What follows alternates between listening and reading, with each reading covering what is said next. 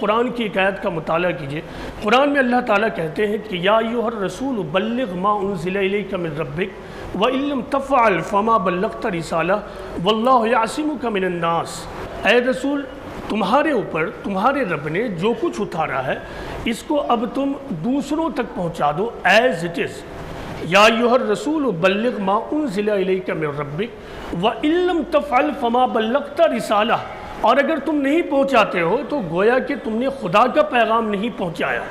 اس طرح پیغمبر اسلام محمد صلی اللہ علیہ وسلم کو اللہ تعالیٰ آخری وارننگ کے انداز میں ایک ہدایت دے رہا ہے کہ اے نبی، تم آخری پیغمبر ہو، آخری رسول ہو، تمہاری ذمہ داری اور رسپانسبلٹی یہ ہے کہ خدا کے اس پیغام کو جو تمہارے اوپر اتارا گیا ہے اس کو تم تمام انسانیت تک پہنچاؤ، اور اگر تم نہیں پہنچاتے ہو تو اس کا مطلب یہ ہوا کہ تم نے خدا کے پیغام کو نہیں پہنچایا۔ پیغمبر اسلام اور آپ کے ساتھیوں نے اس حکم کے عین مطابق اپنی پوری زندگی، اپنا پورا سرمایہ، اپنا پورا وقت اس مشن میں جھونک دیا، جس کا نتیجہ یہ ہوا کہ اسلام پورے گلوب پر پھیل گیا۔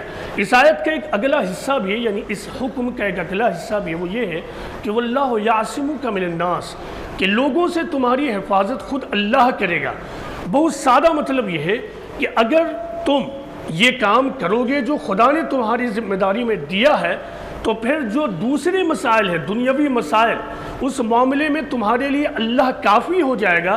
تمہاری اصل جو ذمہ داری ہے وہ یہ ہے کہ تم خدا کے پیغام کو پہنچاؤ۔ اب تاریخ کو دیکھیے، جب 19ویں اور 20ویں صدی میں مسلمان پوری طرح زوال یافتہ ہو گئے تو اللہ تعالیٰ نے مسلم امت کی بحیثیت مجموعی ساتھ نہیں چھوڑا اور ان کے ہاتھوں کو نہیں چھوڑا۔ اب دنیا میں ایک اور تبدیلی پیدا شروع ہو گئی۔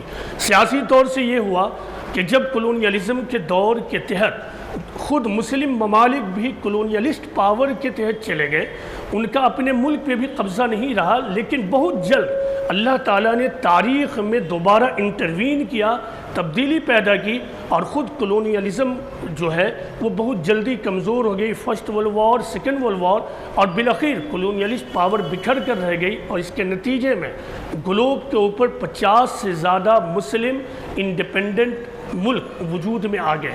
یہ اللہ تعالیٰ کا پہلا وعدہ واللہ یعصمک من الناس، کہ لوگوں سے تمہاری حفاظت خود اللہ کرے گا۔ آپ تاریخ کا مطالعہ کریں، اس معاملے میں مسلمانوں کا کوئی کردار نہیں ہے کہ کولونیلسٹ پاور کمزور ہو جائے، اور بظاہر ایسا لگتا بھی نہیں تھا کہ یہ پاور اتنی جلدی کمزور ہو جائیں گی۔ دوبارہ اب مسلم ممالک آزاد ہو گئے کہ وہ اپنے سیاسی فیصلے کو، اقتصادی فیصلے کو خود سے کر سکے۔ دوسری تبدیلی دیکھیے، اکنامکس یعنی معاشی اعتبار سے مسلمان زوال کے شکار ہو گئے۔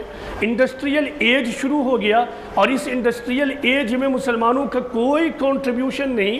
ایک سیو سے لے کے ایروپلین تک ان تمام چیزوں کو بنانے میں دراصل دوسری قومیں لگ گئی، لیکن اللہ تعالیٰ نے پھر اپنے وعدے کو پورا کیا، اور وہ کیا واللہ یعصمک من الناس، کہ دنیاوی مسائل، لوگوں سے تمہاری حفاظت اللہ کرے گا۔ اللہ تعالیٰ نے مدد اس طرح کیا جس کو آج سائنٹسٹ ایکسیڈنٹل جغرافی کہتے ہیں، یعنی عرب ممالک کی زمین کے اندر سے وہ چیز پیدا ہوئی جسے سائنٹسٹ نے لیکوڈ گولڈ کا نام دیا، یعنی پٹرول۔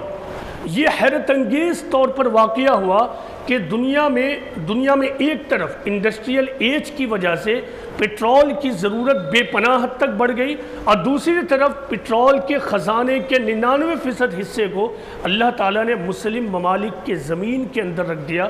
یہ ہے دوسری مدد۔ اب تیسری مدد دیکھیے، دنیا میں یہ تبدیلیاں ہو رہی تھی، مسلم قومیں اپنے طور سے دنیا میں کسی بھی قسم کی بڑی تبدیلی لانے کی پوزیشن میں نہیں تھے۔ اللہ تعالیٰ نے دوبارہ ایسا کیا کہ دنیا میں فریڈم کلچر کو پروموٹ کیا۔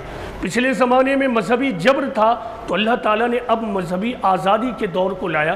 پچھلے زمانے میں سست رفتاری کا نظام تھا، لیکن اب ماڈرن کمیونیکیشن آ گیا، تیز رفتار گاڑیاں آ گئی۔